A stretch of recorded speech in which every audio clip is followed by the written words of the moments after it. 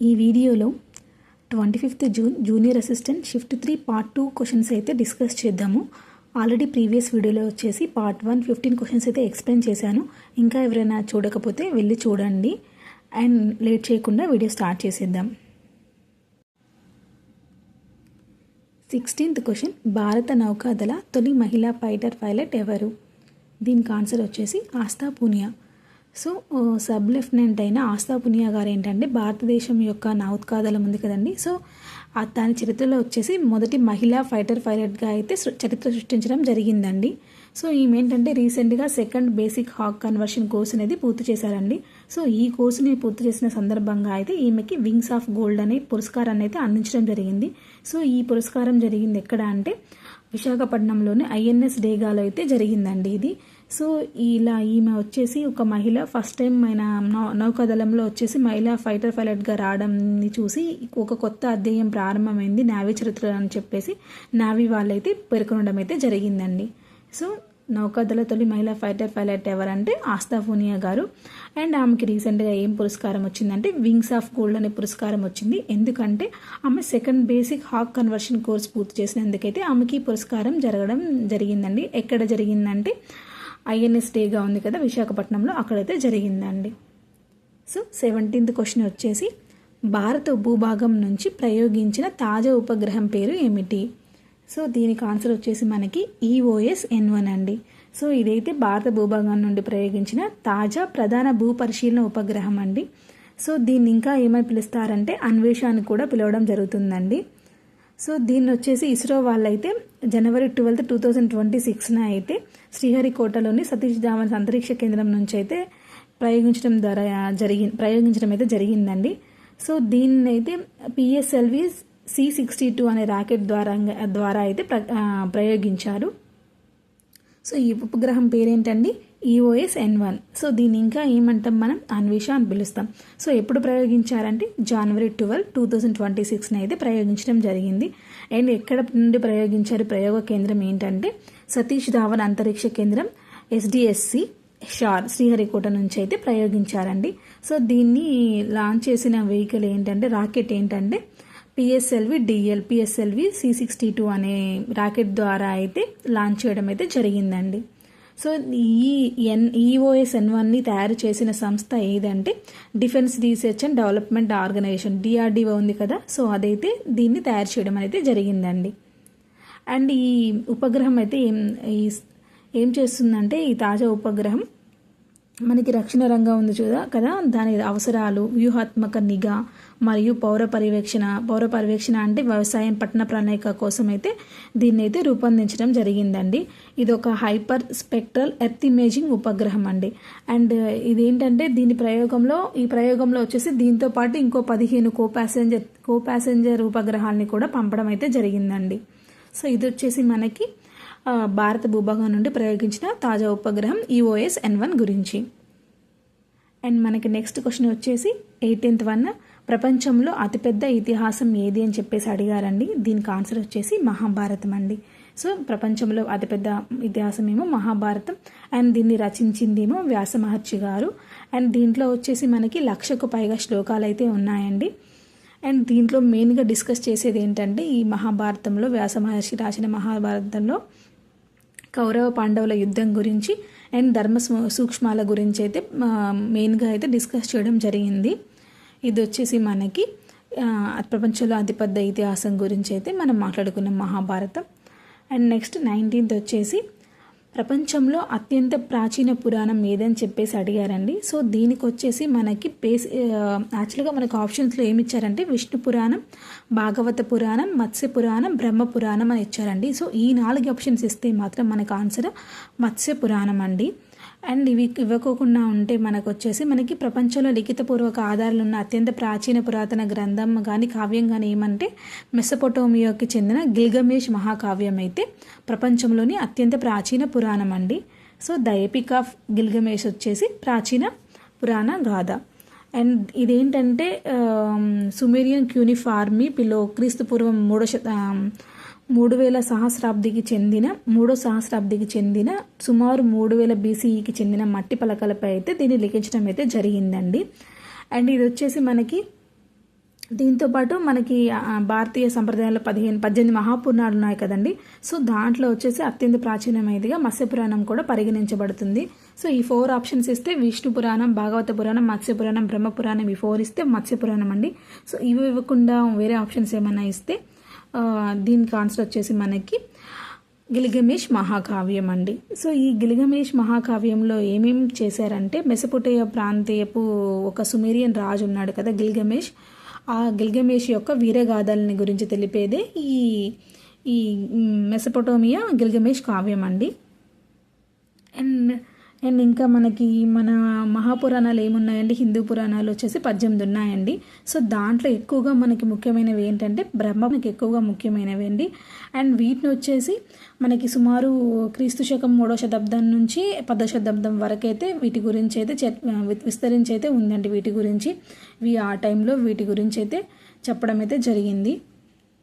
ఇది వచ్చేసి మనకి ప్రపంచంలో అత్యంత ప్రాచీన పురాణం ఏదంటే మత్స్య పురాణం. సో ఆప్షన్స్ని బట్టి నార్మల్గా అయితే మనకి మెసొపొటేమియాకి చెందిన గిల్గమేష్ అనేది అయితే మనకి 3000 BCE టైంలో అయితే మట్టి పలకలపై అయితే లిఖించడం జరిగింది.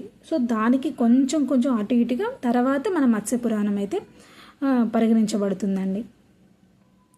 అండ్ 20th క్వశ్చన్ వచ్చేసి జాతీయ స్థాయిలో లేఖల పంపిణీ సేవలను, నేషనల్ లెటర్ డెలివరీని నిలిపివేసిన దేశం ఏదని చెప్పేసి అడిగారు. సో దీనికి ఆన్సర్ వచ్చేసి మనకి డెన్మార్క్ అండి. సో డెన్మార్క్ వాళ్ళు ఏంటంటే రీసెంట్గా వచ్చేసి జాతీయ స్థాయిలో లేఖల పంపిణీని అయితే నిలిపివేశారండి. సో ఎప్పుడు నిలిపివేశారంటే December 30, 2025 అయితే ఈ పంపిణీ చేయడం అయితే నిలిపివేశారు. సో ఇక్కడ యూజ్ చేసే పోస్ట్ నాడ్ ఉంది కదా, తపాలా సంస్థ, జాతీయ తపాలా సంస్థ, ఇది వచ్చేసి 400 సంవత్సరాల పైచిలుకు పోస్టల్ సంప్రదాయం అయితే ఉందండి. ఈ పోస్ట్ నాడ్కి 400 సంవత్సరాల క్రితం అయితే ఇది. సో దీన్ని రీసెంట్గా December 30, 2020 అయితే దీన్ని ఆపేశారండి. సో దీనికి ఎందుకు ఆపేశారు ఇవంటే దీనివల్ల కారణాలు ఏంటంటే డిజిటల్ కమ్యూనికేషన్. సో ఉత్తరాల రవాణా ఉంటుంది కదా, సో ఇదేంటంటే భారీగా పడిపోయిందండి డిజిటల్ కమ్యూనికేషన్ వచ్చిన తర్వాత. అండ్ ఆన్లైన్ షాపింగ్ కూడా పెరగడం వల్ల. సో ఈ 3 కారణాల వల్ల అయితే దీన్ని ఆపేయడం జరిగిందండి. సో ఇదేంటంటే ఇట్లా సాంప్రదాయ ఉత్తరాలు పంపించడం అంటే చాలామందికి కష్టం కదండి ప్రాసెస్. అప్పట్లో అంటే ఏదీ లేదు కాబట్టి అట్లా పంపించేవాళ్ళు. సో ఇప్పుడు ఏంటంటే మనకి కమ్యూనికేషన్ వచ్చేసింది, డిజిటల్ కమ్యూనికేషన్, ఏదన్నా మాట్లాడాలన్నా వెంటనే కాల్స్ చేసుకోవచ్చు, వీడియో కాల్స్ చేసుకోవచ్చు, ఏదైనా డెలివరీ చేయాలనుకున్నా కూడా ఆన్లైన్ డెలివరీ. సో ఇవన్నీ ఉన్నాయి కాబట్టి దీనివల్ల ఏంటంటే వీటికి తగ్గిపోయిందనమాట, వీటికి ప్రాచుర్యం అనేది తగ్గిపోయింది. ఎవరు కూడా దీన్ని యూజ్ చేయట్లేదు ఇప్పుడు సాంప్రదాయంగా ఉత్తరాల పంపిణీ అయితే. సో దానివల్ల ఏంటంటే వీళ్ళు ఈ డెన్మార్క్ ప్రభుత్వం ఏం నిర్ణయించిందంటే ఈ పార్సిల్స్ ఉంటాయి కదా, పార్సిల్స్, ఈ కామర్స్ డెలివరీస్ ఉంటాయి కదా, వీటి మీద ఎక్కువ దృష్టి పెట్టాలి. సో ఈ ఉత్తరాల పంపిణీని అయితే ఆపాలని చెప్పేసి ఈ డెన్మార్క్ వాళ్ళ పోస్ట్ నాడ్ అనే తపాలా సంస్థ వాళ్ళైతే డిసైడ్ అవ్వడం జరిగింది. సో దీనివల్ల ఏం చేశారంటే దేశవ్యాప్తంగా ఉన్న 1500 పబ్లిక్ పోస్ట్ బాక్సులను అయితే తొలగించడం అయితే జరిగింది. సో ఇది వచ్చేసి మనకి జాతీయ స్థాయిలో లేఖల పంపిణీ, నేషనల్ లెటర్ డెలివరీని నిలిపివేసిన డెన్మార్క్ గురించి అండి. సో ఇది ఎప్పుడు నిలిపివేశారంటే December 30, 2025 అయితే నిలిపివేయడం జరిగింది. సో ఇక్కడ డెన్మార్క్ జాతీయ తపాలా సంస్థ పేరేంటంటే పోస్ట్ నాడ్. అండ్ ఎన్ని మనకి తొలగించారంటే సుమారు 1500 పబ్లిక్ పోస్ట్ బాక్సులని తొలగించారు. అండ్ వీటి ప్లేస్లో ఏం యూజ్ చేద్దాం అనుకుంటున్నారంటే పార్సిల్, ఈ కామర్స్ డెలివరీలపై అయితే దృష్టి పెట్టాలని అయితే ఈ పోస్ట్ నాడ్ అయితే నిర్ణయించడం జరిగింది.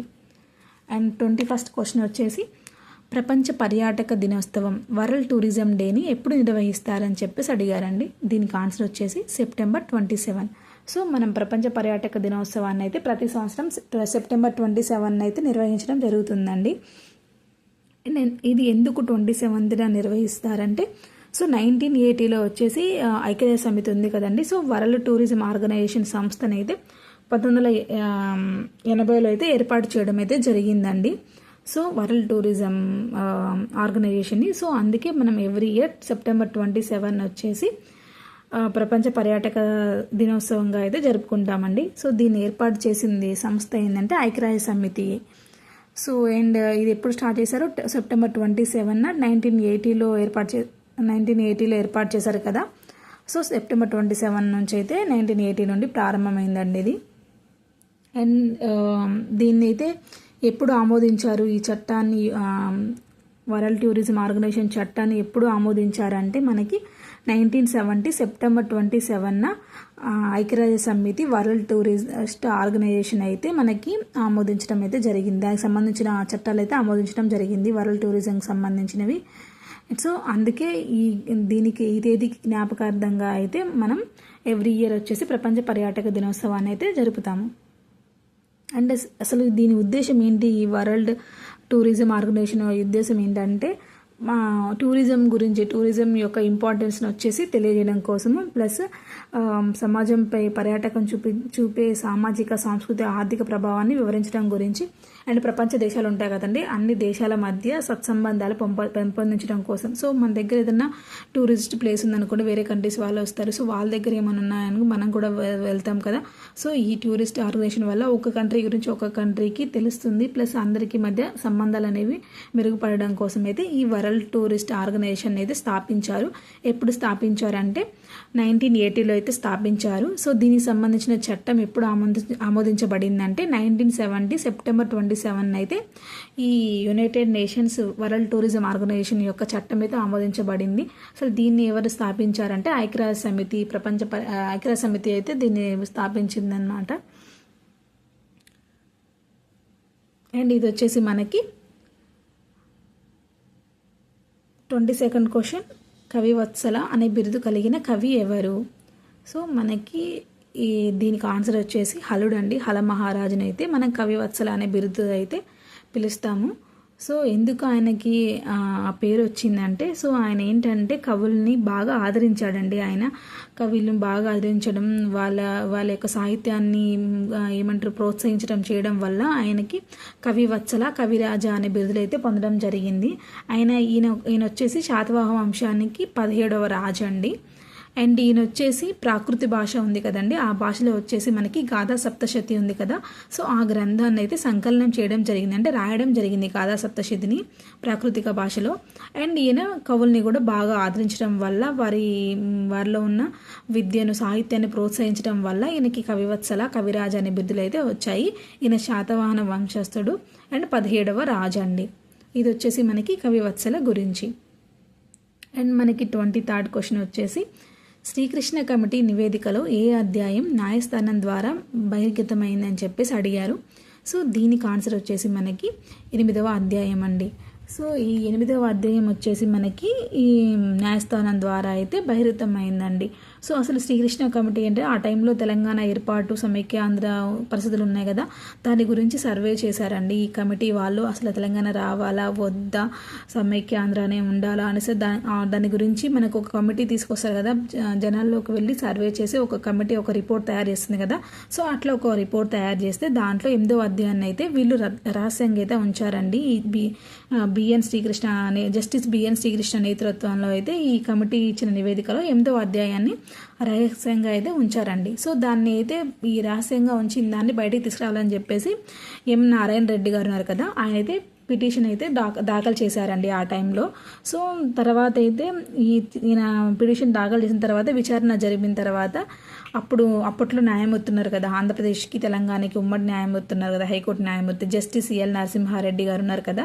సో ఆయన అయితే దీని మీద విచారణ జరిపి 2011 మార్చ్ 23 అయితే ఈ అధ్యాయం ఉంది కదా, దీన్ని విడుదల చేయాలని చెప్పేసి ఆయన చెప్పడం అయితే జరిగింది. సో ఆయన తర్వాత అయితే ఆయన వెళ్ళిపోయిన తర్వాత ఏంటంటే హైకోర్టు తీర్పు అయితే హైకోర్టు డివిజన్ బెంచ్ ఉంది కదా, స్టేజ్ విధించడం అయితే జరిగిందండి. సో ఈ శ్రీకృష్ణ కమిటీ నివేదికలో బహిర్గతమైన అధ్యాయం వచ్చేసి 8వ అధ్యాయం. దీన్ని రహస్యంగా ఉంచారు. సో దీన్ని బయటికి తీసుకురావాలని చెప్పేసి పిటిషన్ దాఖలు చేసింది ఎవరంటే ఎం నారాయణ రెడ్డి గారు. సో ఆ టైంలో ఉమ్మడి హైకోర్టు న్యాయమూర్తి, ఆంధ్రప్రదేశ్కి తెలంగాణకి ఉమ్మడి హైకోర్టు న్యాయమూర్తి ఎవరంటే జస్టిస్ ఎల్ నరసింహారెడ్డి గారు. సో దీని గురించి తీర్పు ఇప్పుడు వచ్చిందంటే మార్చ్ 2011 23 అయితే మనకి తీర్పు అయితే వచ్చింది. ఇది వచ్చేసి మనకి 23rd question. And 24th question వచ్చేసి, భారతదేశంలో మోటారు వాహనాలు ప్రయాణించగల అత్యంత ఎత్తైన రహదారి ఏదని చెప్పేసి అడిగారు. సో దీనికైతే ఉమ్లింగ్లా అయితే ఆన్సర్ అండి మనకు ఆప్షన్స్ ప్రకారం. యాక్చువల్గా అయితే ఉమ్లింగ్లా అనేది మోటార్ వాహనాలు ప్రయాణించగల అత్యంత ఎత్తైన రహదారి అండి. సో ఇదేంటంటే బిఫోర్ అక్టోబర్ 25 వరకు ఇదైతే ఆన్సర్ కరెక్ట్ అండి ఉమ్లింగ్లా. అండ్ ప్రజెంట్ వచ్చేసి మనకి దీంట్లో సేమ్ ఇది ఎక్కడ ఎక్కడుందంటే ఈ ఉమ్లింగ్లా మనకి లడఖ్లో అయితే ఉందండి. సో దీని ఎత్తు వచ్చేసి సుమారు 19,024 అడుగుల ఎత్తు అయితే ఉందండి. సో 5,799 మీటర్ల ఎత్తు అయితే ఉందండి ఈ ఉమ్లింగ్లా.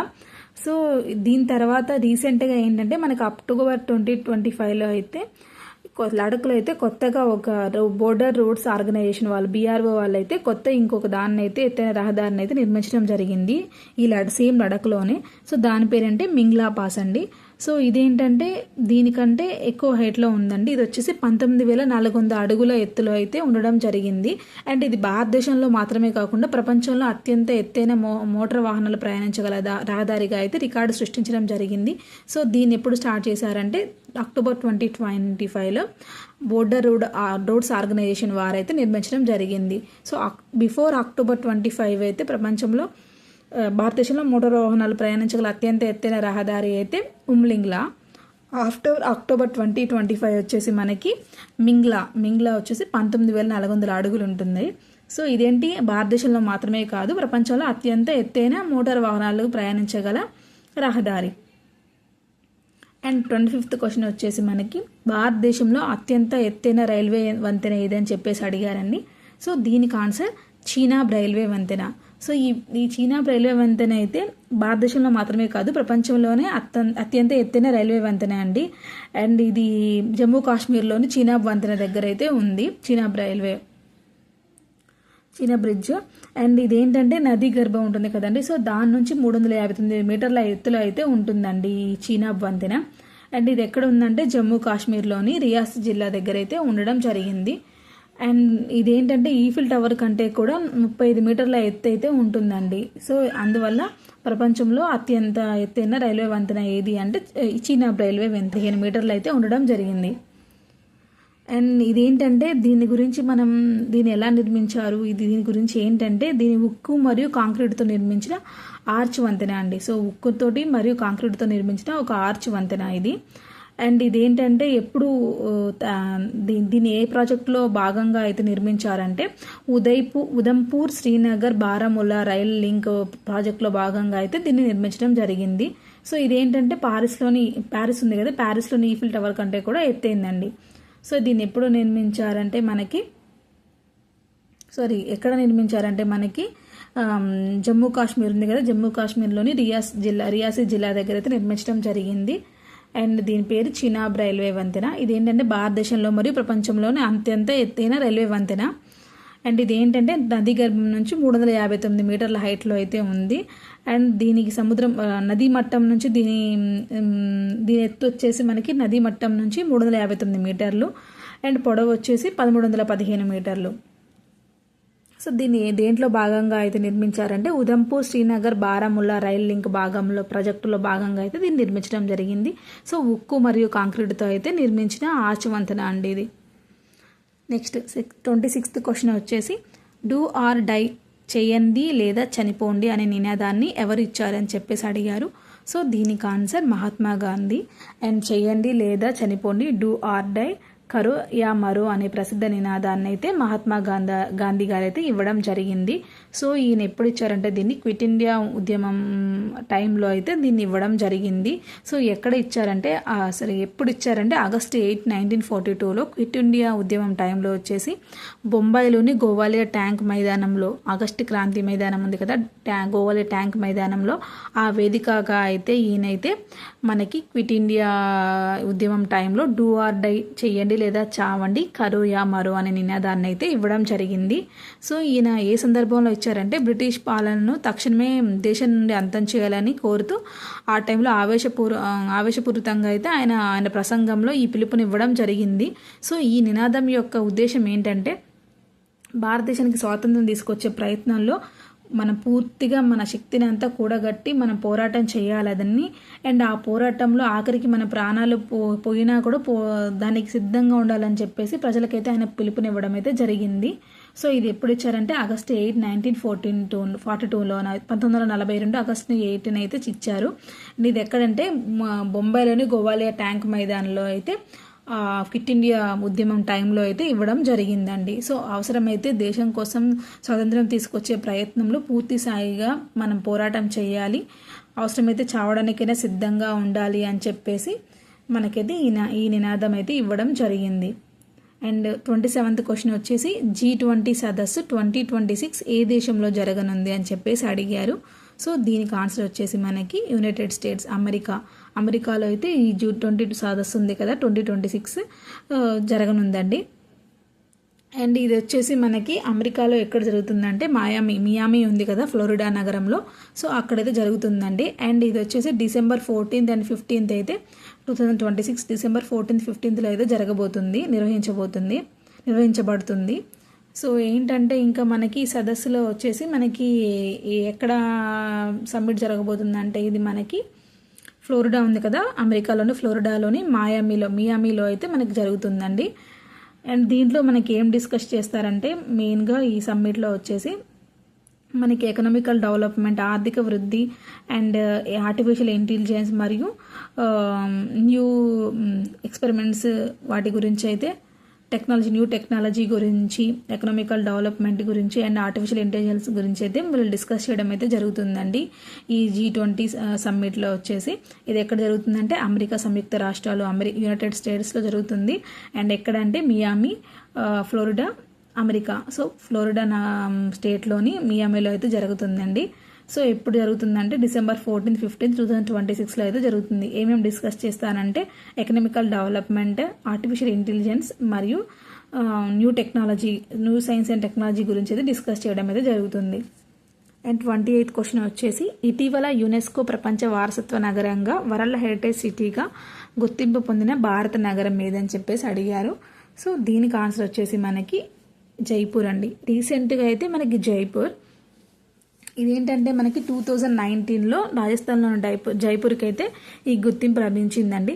అండ్ ఫస్ట్ మన దేశంలో ఈ గుర్తింపు లభించిన నగరం ఏంటంటే అహ్మదాబాద్ అండి. సో గుజరాత్లోని అహ్మదాబాద్కి అయితే 2017లోనే వచ్చిందండి యునెస్కో యొక్క వరల్డ్ హెరిటేజ్ సిటీగా. అండ్ మనకి జైపూర్కి వచ్చేసి 2019లో వచ్చింది. మన ఇండియా నుంచి ఈ రెండు నగరాలకే వరల్డ్ హెరిటేజ్ సిటీగా అయితే గుర్తింపు పొందిన నగరాలు. 2019లో వచ్చేసి రాజస్థాన్లోని జైపూర్కి. సో ఇటీవల అని అడిగారు కాబట్టి దానికి ఆన్సర్ మనకి జైపూర్. ఏంటంటే ఈ అహ్మదాబాద్ వచ్చేసి మనకి సబర్మతి నది ఒడ్డునైతే ఉంటుందండి ఈ అహ్మదాబాద్. అండ్ దీన్ని ఎవరు నిర్మించారంటే 1411లో సుల్తాన్ అహ్మద్ షా అయితే స్థాపించడం జరిగింది. అండ్ ఇక్కడ ప్రత్యేకత ఏంటంటే గృహ సమూహాలు ఉంటాయి కదా, సో గృహ సమూహాలు వచ్చేసి పోల్స్ రూపంలో ఉంటాయి చూడు గృహ సమూహాలు, అవైతే ఈ సాంప్రదాయబద్ధంగా ఉండే ఈ గృహ సమూహాలు వచ్చేసి అహ్మదాబాద్లో వచ్చేసి ప్రత్యేకత అండి. అండ్ నెక్స్ట్ జైపూర్ వచ్చేసి మనకి జైపూర్ని మనం ఇంకేమంటామండి పింక్ సిటీ అని కూడా అంటాం మనం. సో అక్కడ ఏంటంటే రాజరికపు వాస్తుశైలి అండ్ విశాలమైన వీధులు అనేవి ఉంటాయండి జైపూర్లో. సో మనకి ఇండియా నుంచి వరల్డ్ హెరిటేజ్ సిటీగా ప్రపంచ వారసత్వ నగరాలుగా అయితే జైపూర్ అండ్ అహ్మదాబాద్ అయితే గుర్తింపు పొందాయి. అండ్ జైపూర్ వచ్చేసి మనకి 2019లో అండ్ అహ్మదాబాద్ వచ్చేసి 2017లో.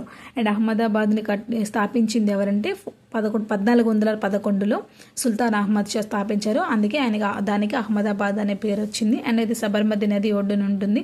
అండ్ అక్కడ సాంప్రదాయ గృహ సమూహాలు అయితే ప్రత్యేకత. అండ్ జైపూర్ వచ్చేసి దీన్ని పింక్ సిటీ అని కూడా అంటారు. అండ్ ఇది వచ్చేసి రాచరికపు వాస్తుశైలికి మరియు విశాలమైన వీధులకైతే ప్రసిద్ధి చెందింది ఈ జైపూర్. అండ్ 29th క్వశ్చన్ వచ్చేసి ఆస్కార్ అవార్డులకు అత్యధిక నామినేషన్లు పొందిన సినిమా ఏదని అడిగారు. సో దీనికి ఆన్సర్ వచ్చేసి మనకి సిన్నర్స్ అనే మూవీ వచ్చేసి మనకి ఆస్కార్ అవార్డులకి అత్యధిక నామినేషన్లు పొందిందండి.